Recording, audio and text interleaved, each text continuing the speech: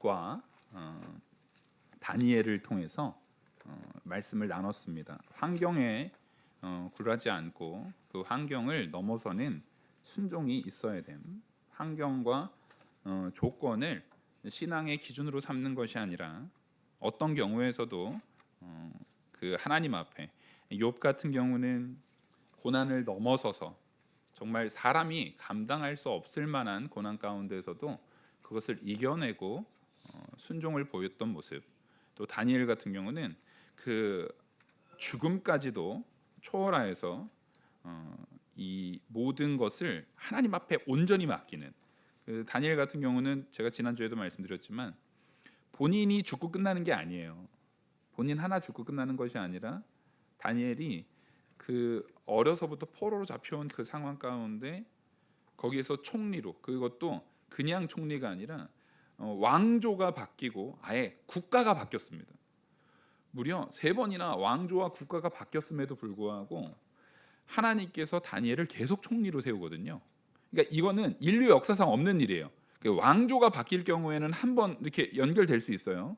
그렇다 쳐도 국가 자체가 바뀌어요. 국가 자체가 바뀌는데도 계속 총리를 맡고 있는 내용은 있을 수가 없는 일입니다. 근데 다니엘을 하나님께서 그렇게 세우셨어요. 그 모든 권한을 다 가지고 이제 굉장히 나이가 많이 죽기 직전에 거의 노년에 있을 때 다니엘의 사자굴 사건은 노년에 있을 때의 사건이기 때문에 아마 제가 지난주에 말씀드렸죠. 그 나이 때에 일찍 아이를 낳았던 그 시대의 상황을 배경으로 한다면 아마 다니엘의 고손자까지도 같이 살고 있었을 겁니다.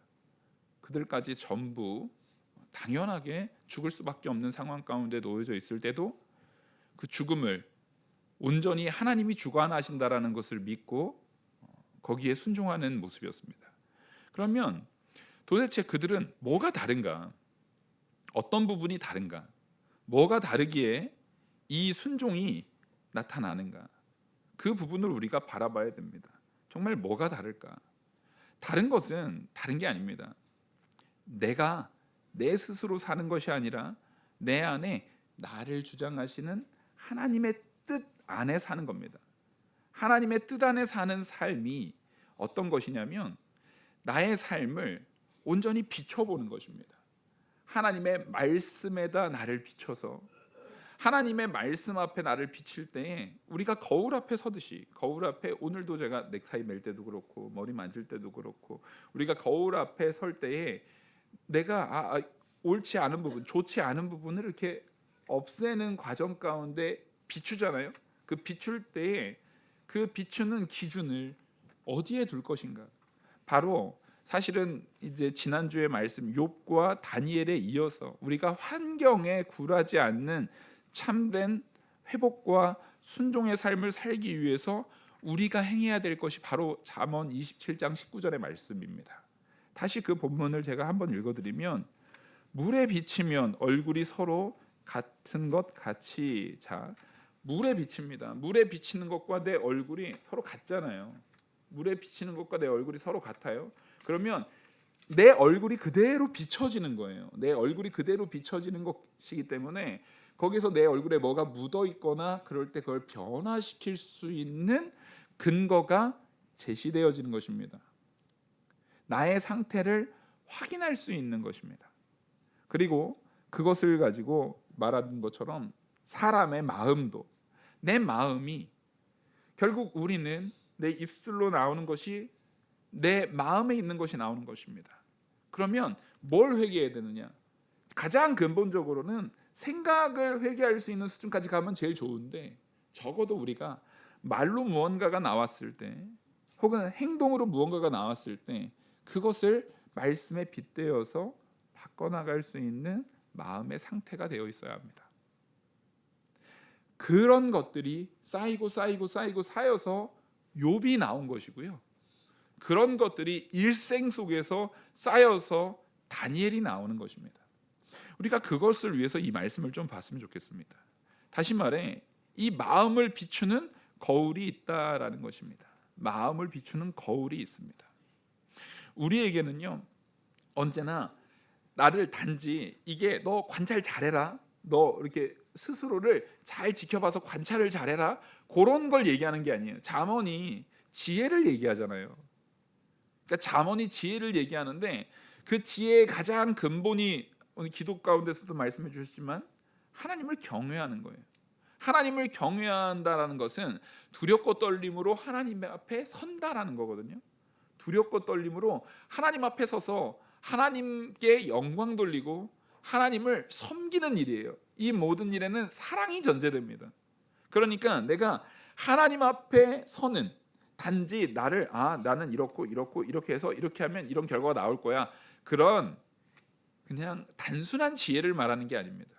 그게 아니라 오히려 영적인 상태에서, 영적인 상태라고 하니까 당연히 하나님께로부터 비춰지는 나의 모습을 볼 때에 그 영적인 상태에서 내 상태가 어떤가를 보는 거예요.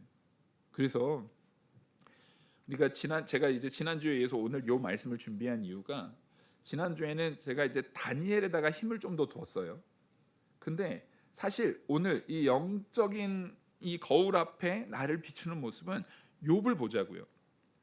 욥기를 보면은 욥의 상태가 굉장히 훌륭합니다. 욥이 굉장히 훌륭한 상태에 있지만 그렇게 엄청난 고백, 주신 이도 하나님이시고 거두신 이도 하나님이라는 고백, 그리고 하나님을 부인하지 않고 하나님을 찾고 하나님을 만나길 원했던 그가 자꾸만 나아갈 때 그가 알고 있던 하나님의 온전함이 부족하다 보니까 하나님의 거룩함에 미치는 욥의 상태가 계속 드러나요.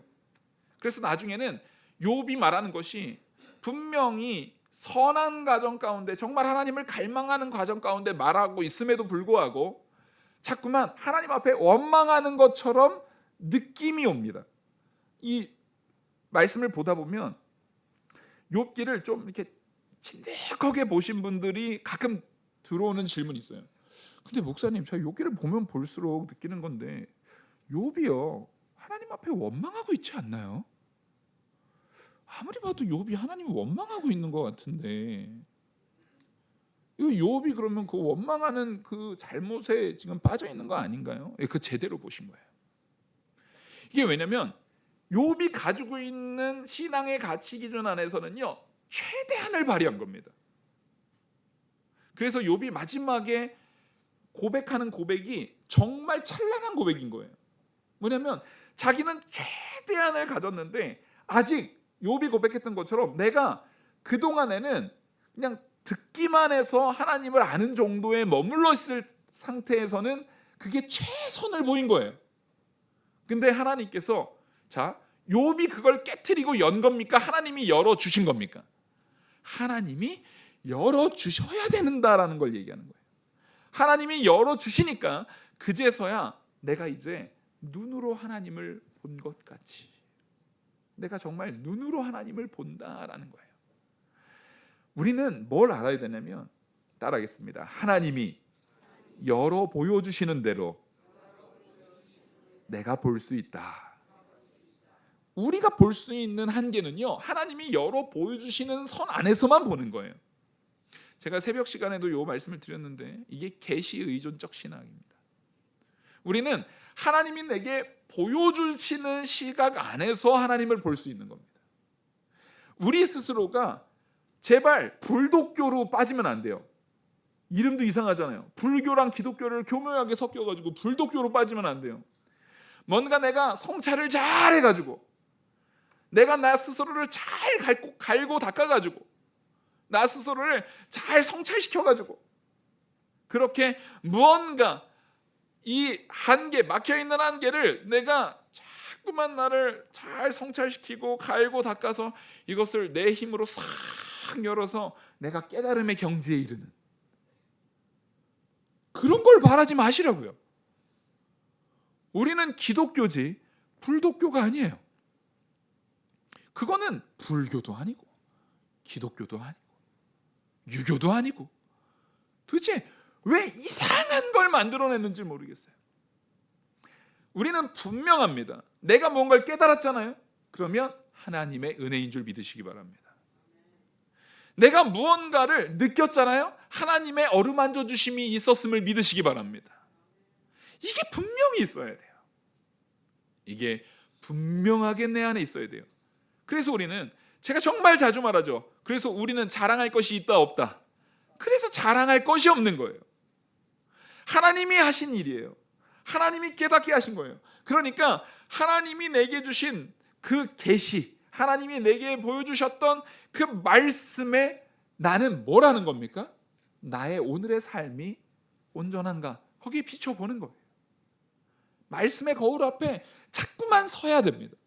욥이 될 수 있었던 것은 자꾸만 그 말씀의 거울 앞에 내가 서는 거예요.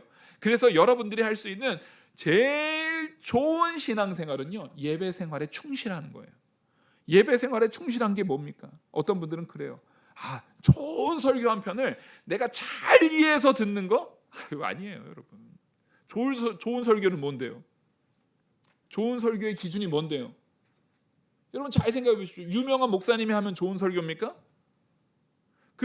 내가 생각했던 좋은 설교라고 생각했던 유명한 목사님들이 범죄 저지르면 그동안 했던 설교들은 다 그럼 나쁜 설교로 갑자기 바뀌어버리는 거예요? 여러분, 설교자는요, 유명하든 안 유명하든 그 말의 이 설득력이나 이런 것이 뛰어나든 안 뛰어나든 그 사람의 어떤 요소를 갖고 있든 목회자는 하나님의 말씀을 대언하는 외치는 자의 소리에 불과합니다. 저는 말씀을 여러분들에게 대언하는 것뿐이지 제게 여러분들보다 더 특별한 어떤 능력이 막 부여돼서 그런 게 아니에요. 저는 그래서 간절히 바라는 게 우리 아이들 세대에 요즘 정말 심각하거든요. 목회자가 없어요. 목회를 안 해요. 그냥 줄어드는 수치가 옛날에 이렇게 막 없어지는 직업들 막 그거 할 때도 막 10년 사이에 막 50% 줄었다, 막 60% 줄었다, 막 엄청나게 줄은 거잖아요, 이거. 근데 기독교는 10년도 안 되는 사이에 신학교에다가 신청을 하는 신학교에다가 이것을 신청하는 사람의 이 퍼센테이지가요 99% 줍니다. 그 지금 상태예요. 지금 그 상태예요, 여러분. 이게 잘못하면은요, 잘못하면이 아니라 거의 확실하게도 나중에 우리 찬이 형제가 꼭 장로가 되기를 간절히 바라는 마음으로 그 찬이 형제가 이제 원로 장로가 됐을 때죠. 그래서 이제 그 다음 세대에 막 뭐 호수나 막 이런 친구들이 이제 막 장로가 막 되는 그 시점쯤에는요, 근데 우리 목사님 어디서 데려오죠? 이런 일이 거의 확정적으로 일어나게 되어 있어요, 지금 현재로서. 그래서 유럽에서도 목회자를 어디서 데려오냐면 그나마 영어를 쓸 수 있는 선에서 인도에서 데려와요. 그 자국민의 목회자가 없어서. 그게 이미 현재 일어나고 있는 일이고, 한국도 오히려 그것보다 더 급속도로 진행되고 있습니다. 더 엄청나게 빠른 속도로 진행되고 있습니다. 왜 이런 일들이 있습니까? 왜냐하면 우리의 삶을 믿음 안에 비추려는 마음이 없어요. 욥이나 다니엘처럼 환경 가운데서도 우선순위가 뭐여야 돼요? 하나님이어야 되는데 우선순위가 하나님보다는 다른 것에 밀려 있는 겁니다. 우선순위가 하나님보다는 다른 것에 밀려 있다 보니까 둘 중에 뭔가를 포기하려면 쉽게 신앙을 포기해버리는 거예요. 쉽게 말씀을 포기해버리는 거예요.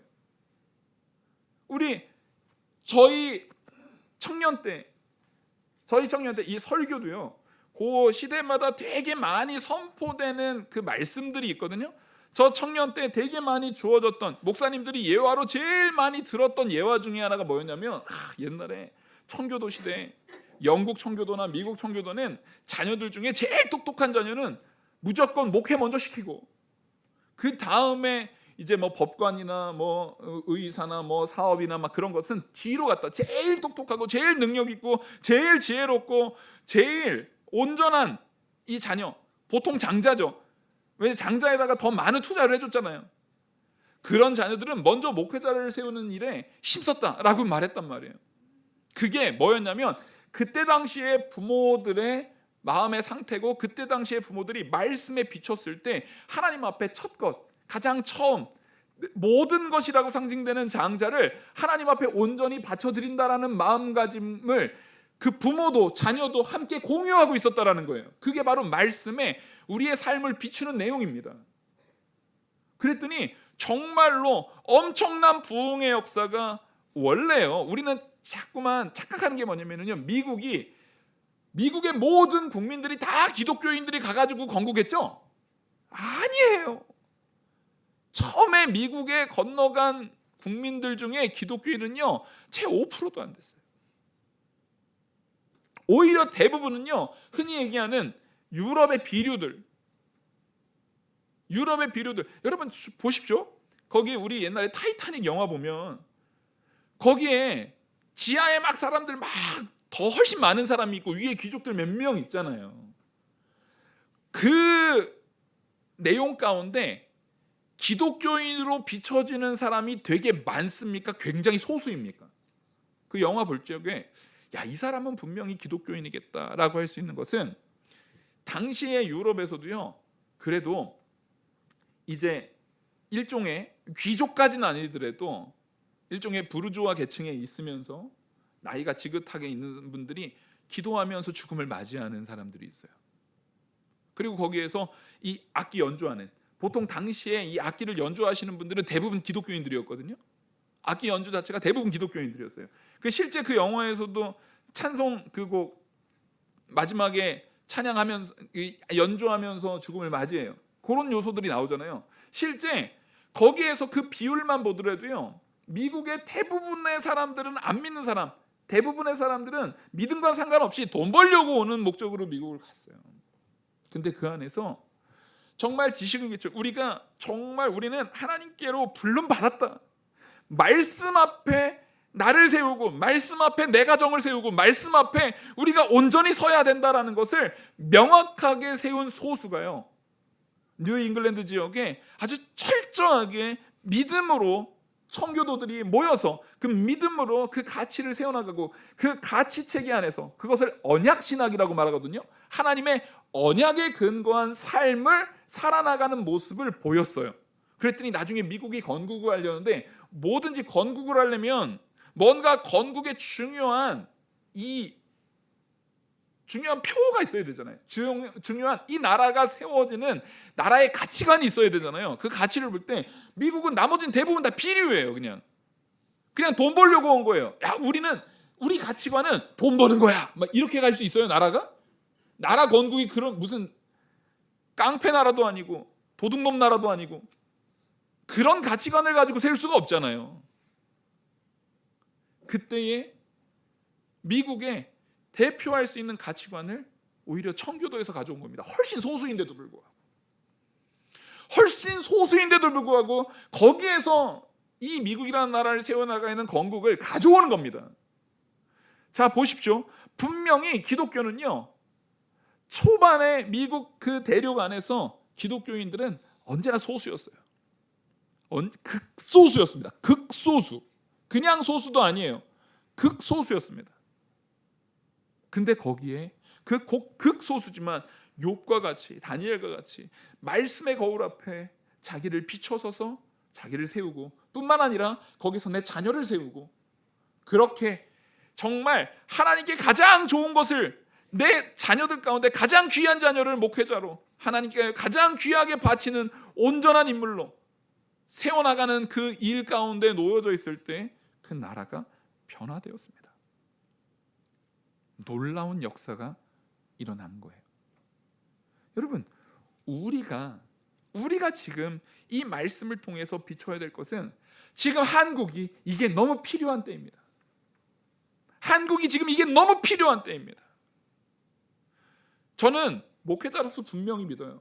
대한민국이 이렇게 급격하게 짧은 시간 안에 이렇게 충만한 은혜 가운데 잘 살게 된 것에 있어서, 목사니까 당연히 그렇게 생각할 수 있겠죠? 저는 하나님의 은혜라고 확실하게 믿습니다. 하나님의 은혜 없이 전 세계 인류 역사상 유례 없는 일이 대한민국 이 한반도 땅에서 이루어졌어요. 우리나라의 발전 상황은 아주 고대 사회부터 오늘날까지 전 역사를 다 통틀어서 우리나라와 같은 발전 상황을 가지고 있는 나라는 단 하나도 없어요.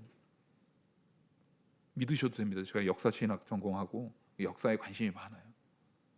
아예 없어요. 아예. 보통 우리나라와 같은 상황 가운데 놓여 있던 그 일제시대, 우리는 일제치하만 하다못해 식민지로만 있었어도 비참해져요. 근데 식민지 다음에 식민지가 끝나자마자 내전으로 인해 가지고 그 국민의 거의 대부분이 죽어요. 대부분이 죽어요. 그리고 이 시설 같은 경우 그나마도 분단돼 버려 가지고 대부분의 이 수익을 창출할 수 있는 경제 생활을 유지시킬 수 있는 모든 공장이라든가 사회 기반 시설은 다 어디 있어요? 다 북한 쪽으로 가 있어요. 남한은 당시에 사람들이, 기자들이나 이런 사람들이 평가한 평가 내용이 있거든요. 황무지. 전쟁으로 인해서 하나도 아무것도 남지 않은 황무지 땅, 거기에 못 배우고 그동안엔 식민지의 백성이었고 이제 겨우 건국됐지만 아무것도 못 배우고 정말 전 세계에서 가장 가난하고 가장 힘이 없고 가장 무지하고, 여러분 우리는 되게 무지한 사람들이었습니다. 당시에 그런 사람들이 소수 남아있는 나라, 그렇게 평가되어 있던 나라가 놀라운 변화를 겪어요. 우리 다 제가 몇 번 말씀드려서 알겠지만 대한민국이 건국될 때 이 건국에 이 말 그대로 모든 사람들한테 건국을 선포하는 그 자리에 전 세계에서 사실상 거의 유일하게 뭐부터 하고 시작한 나라예요, 우리나라가? 기도와 예배를 했습니다.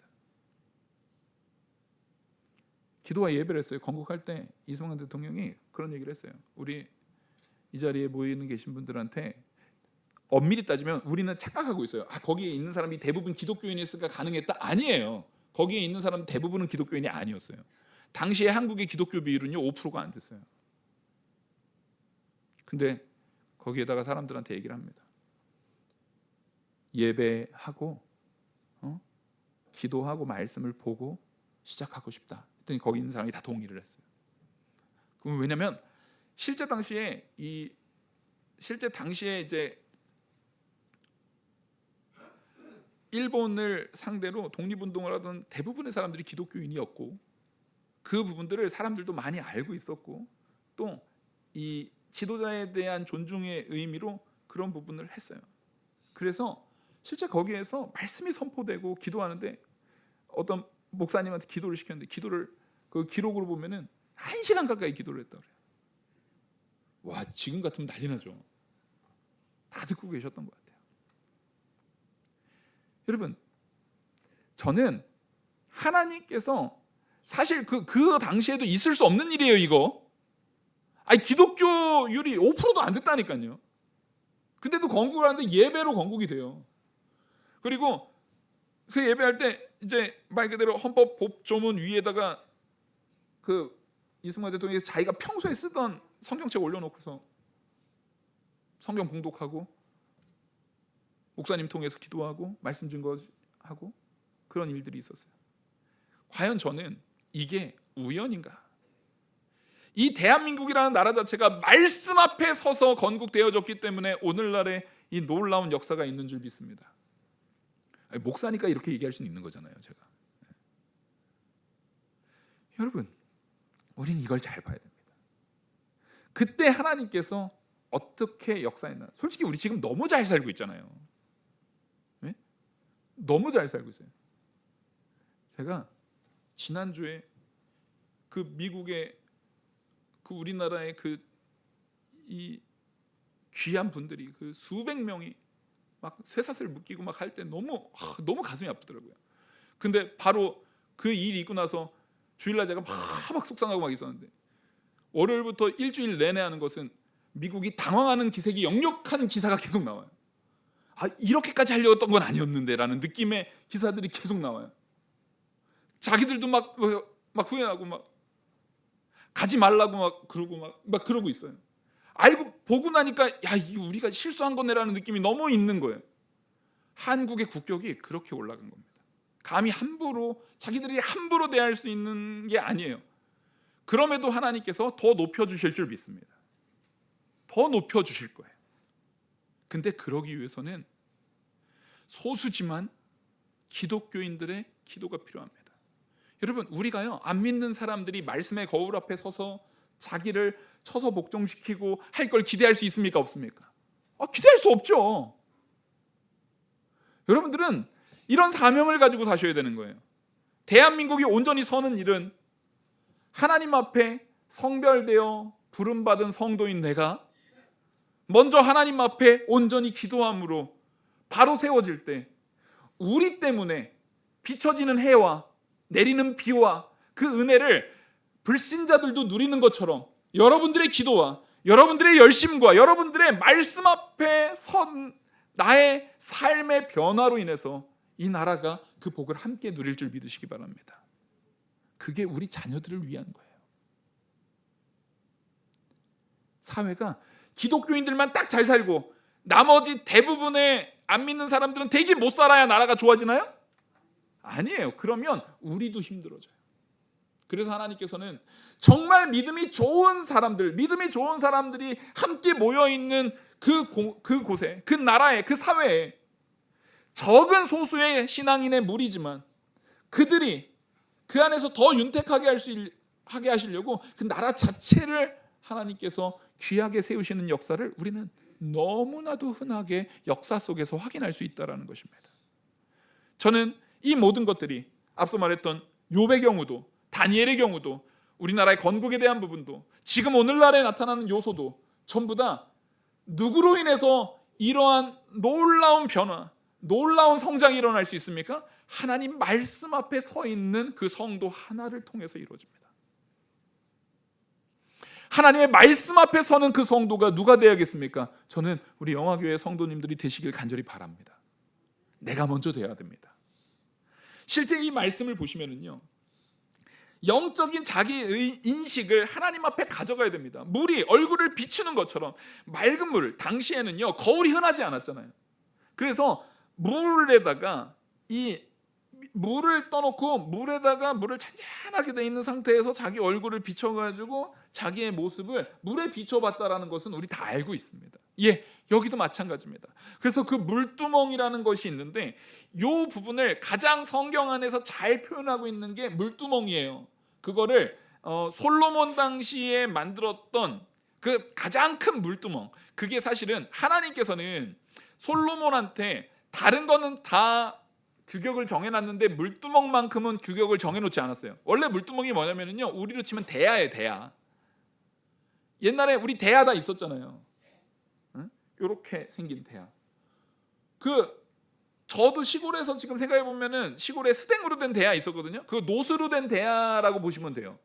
근데 그 대야만 유독 하나님께서 뭐를 규정 안 해놨냐면 다른 성막 성전 안에 있는 모든 것들은 다 규격을 제시해놨는데 물두멍만 규격을 제시 안 해가지고 그것을 솔로몬이 엄청 크게 만들어버려요. 이게 잘못한 건가요? 아니요. 하나님께서 솔로몬이 그렇게 만드는데 두셨다는 데는 누구의 뜻이 있었다는 겁니까? 하나님의 뜻이 거기 있었다는 거예요.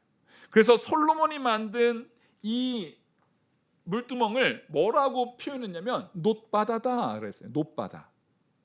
놋으로 만든 바다다라고 표현했어요. 그래서 그것을 신학적인 의미로서도 거기에 중요한 의미, 중요한 해석적 의미가 부과돼요. 그게 바로 하나님의 거룩 앞에 마음을 비추는 도구로서 대표적 상징물로서 하나님께서는 놋바다를 만드는 것을 허락하신 것 같아요. 그래서 그 앞에서 우리는 하나님 앞에 내가 설 때 이 놋바다, 물두멍의 역할은 뭐냐면요, 거기에 비춰지는 모습을 볼 뿐만 아니라 그걸로 거기 있는 물 가지고 뭐 하는 거예요? 정결 예식을 하는 거예요. 제사장이요, 성소에 들어가기 전에 이 뜰에 있는 거대한 놋바다 앞에서, 청동바다죠, 그러니까 그 놋바다 앞에서 정결 예식을 하고 거기에 들어갔어요. 근데 이 놋바다는 어떻게 되어 있었냐면 이게 얼마나 큰지 지름이 5m, 성경에는 10규빗이라고 나오죠. 높이도 2.3m, 이게 5규빗으로 나옵니다. 둘레도 15m, 30규빗으로 나옵니다. 두께가 뭐냐면 이 놋의 두께, 이 놋의 두께가요 한 뼘이라고 돼 있어요. 한 뼘이 7.5cm. 이 보통 한 뼘이 우리는 제 한 뼘으로 이렇게 재봤더니 요렇게 한 뼘 재잖아요. 우리나라 요렇게 한 뼘 재잖아요. 요렇게 한 뼘 재면은 이거 제가 자루 대봤더니 거의 한 20cm 좀 안 되게 나와요. 요 한 뼘이 아니에요. 그들이 말하는 한 뼘은 요 한 뼘입니다. 요 한 뼘. 이게 여기서부터 여기 요 한 7.5cm 정도 되는 거예요.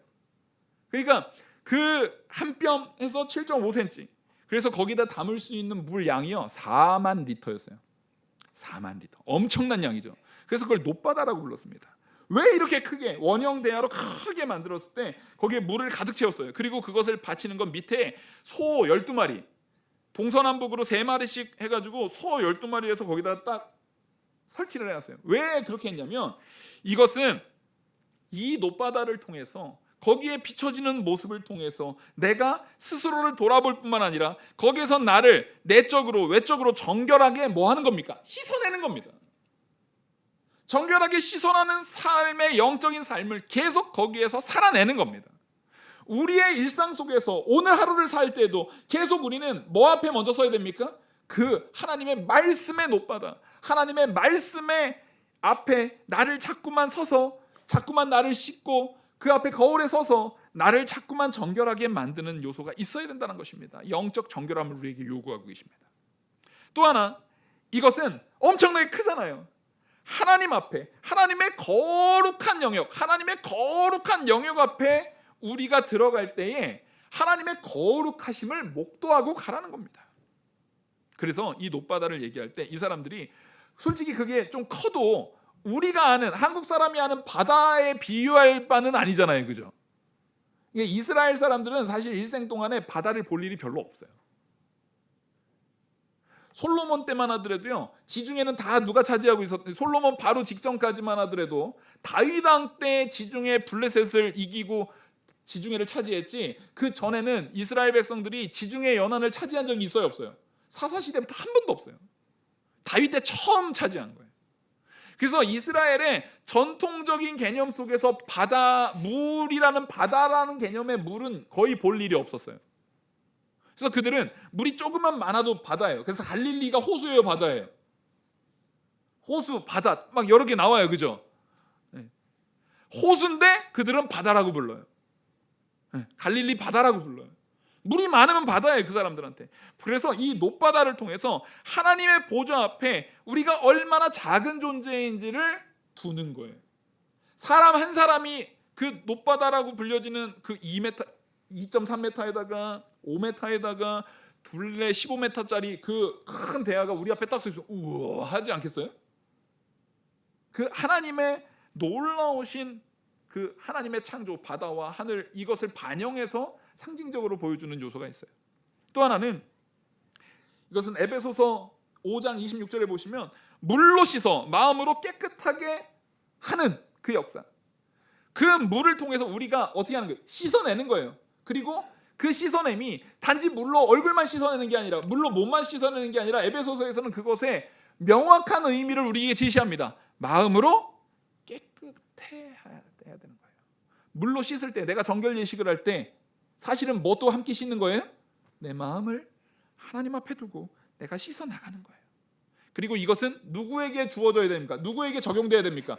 그 밑에서 소 12마리가 잡고 있잖아요. 이거 12지파를 상징하죠.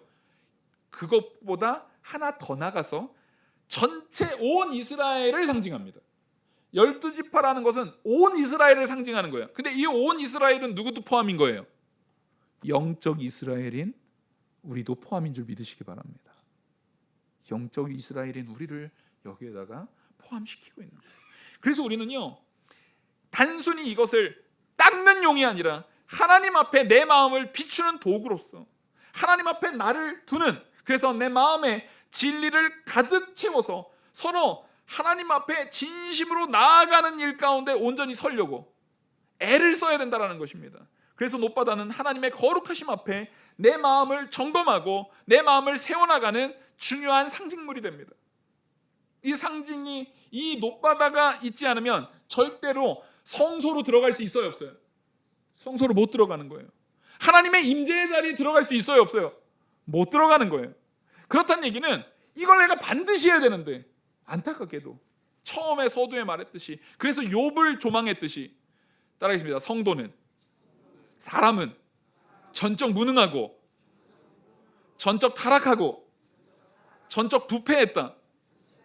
이게 우리의 상태라니까요. 전적 무능한 상태예요, 우리가. 그러니까 그 전적 무능한 상태인 우리가 거기서 씻겨져서 들어가는 것은 그 씻김에 대한 부분을 누가 인정해 주셔야 되는 겁니까? 하나님이 씻겨주시고 그 씻음에 대한 부분을 하나님이 인정해 주셔야 되는 거예요. 그래서 우리는 하나님 앞에, 이 물은 영적 거울로서 우리에게 비춰지기도 하고 그 앞에 우리가 서야 되는 거예요. 그래서 하나님 앞에 설 때 반드시 자기를 비춰보셔야 합니다. 그리고 이건 좀 놀라운 얘기고 재밌는 얘기인데, 출애굽기 38장에 보면은요, 이 놋바다를 만든 재료가 나와요. 이 놋바다를 만들 그 놋을 어떤 놋으로 썼냐면은요, 여인들, 당시의 여인들이 출애굽할 때 출애굽에서 나올 때 이집트 사람들이 그 나오는 사람들한테 계속 뭘 줬어요, 안 줬어요? 자기 예물 같은 거, 집에 금패물, 예물 같은 거 다 줬어요. 근데 여러분, 고대 사회의 패물 중에 진짜 비싼 패물, 목걸이, 우린 귀걸이 이런 것만 생각하잖아요. 진짜 중요하고 비싼 패물이 있어요. 그게 뭔지 아세요? 놋 거울입니다. 놋 거울이 엄청 비싼 패물이에요. 아무나 못 가지고 있어요. 대부분은 물에다가 얼굴 비쳤지, 놋 거울을 가지고 하는 거는 정말 이게 비싼 패물이에요. 그것을 그래서 놋 거울 패물로 받으면 보통 남자가 가지고 있겠어요? 여자가 가지고 있겠어요? 여자가 가지고 있죠. 여자들에게서 그 놋 거울을 가져다가 녹여가지고 이거 만든 겁니다. 그 물두멍을 만듭니다. 솔로몬 때 그거 가지고 만든 거 아니고, 물두멍을 처음 만들 때, 출애굽하자 나오자마자 물두멍을 처음 만들 때 그 놋 거울 녹여서 만들어요. 그러니까 이 물두멍을 만들 때 처음부터 하나님의 의도가 거울을 녹여서 만든다라는 의도가 들어가 있어요, 안 들어가 있어요? 들어가 있어요. 거기에 자기를 비춰서 만드는 거예요. 거기를 자기를 비춰서 하나님 앞에 내 마음의 상태를 솔직하게 하나님 앞에 바라보는 거예요. 내가 이런 자입니다. 내가 전적 무능하고 타락하고 부패한 자입니다. 그래서 내 죄를 인정하고 하나님 앞에 돌아가기를 원합니다. 그게 회개의 역사죠. 그리고 내가 회개를 하나님 앞에 돌아가기를 원하는 이 마음을 누가 주시는 겁니까? 성령 하나님께서 주시는 줄 믿으시기 바랍니다. 성령 하나님이 나에게 역사하셔서 그 변화를 주장하십니다. 그래서 로마서 12장 1절 2절은 말씀과 성령으로 새롭게 되어 하나님의 거룩하심을 우리의 삶 속에서 뭐 해야 된다? 반영해서 드러내서 살아야 된다라는 것을 우리에게 말하고 있어요. 말씀의 거울 앞에 서서 우리의 삶을 온전히 하나님 앞에 드려야 되는 겁니다. 그것은 하나님의 은혜와 성령의 도우심이 없다면 절대로 불가능한 겁니다. 회개는 내가 하는 거예요? 내 입술로 하는 것 같지만 누구의 도우심 없이는 회개가 안 됩니까? 하나님의 도우심, 우리 주 예수 그리스도의 중보 없이는 절대로 참된 회개가 되어지지 않습니다. 그래서 우리는 나를 주장하시는 성령의 인도를 따라서 하나님 말씀의 앞에, 그 말씀의 거울 앞에 온전히 서고 나를 비춰 바라보고 내 죄의 요소는 자꾸 죽여나가고 오직 성령의 인도를 따라서 나아갈 때 우리가 지난주에 다뤘던 욥과 같은 삶이 우리에게도 일어날 줄 믿으시기 바랍니다. 다니엘과 같은 온전한 충성이 우리에게도 일어날 줄 믿으시기 바랍니다. 우리나라가 건국 이후에 지금까지 발전이던 것보다도 더 놀라운 이 나라 안에서의 하나님의 큰 복이 이후로 우리 자녀 세대, 우리 손주 세대에는 더 크게 역사하기 위해서는 지금 누가 기도할 때입니까? 지금 우리가 기도하고 우리가 회개할 때입니다. 우리는요, 솔직히 말해서 내가 기도한 거 가지고 지금 이 은혜 누리는 거예요? 아닙니다. 우리 앞선 부모 세대, 우리 할머니, 할아버지 세대에서 하신 기도 가지고 지금 우리 이 은혜 누리고 있는 겁니다. 근데 우리 다음 세대가 엉망으로 정말 비참하게 산다면 그건 누구 탓인 거예요? 우리 탓입니다. 우리가 우리 다음 세대를 위해서 기도해야 됩니다. 우리 앞선 세대의 핏부림의 기도, 우리 앞선 세대의 그 처절한 기도가 오늘날 우리에게 이렇게 큰 은혜, 우리가 이렇게 윤택하게 누리는 복을 선사한 것처럼 우리 다음 세대를 위해서 지금 내가 기도할 때입니다. 내가 지금 말씀의 거울 앞에 설 때입니다. 내가 지금 말씀의 거울 앞에 서서 온전히 하나님께 영광 돌리고 나를 쳐서 복종시키고 성령의 인도를 따라갈 때입니다. 이 말씀이 우리 마음판에 깊이 새겨지기를 간절히 축원합니다. 기도하시겠습니다.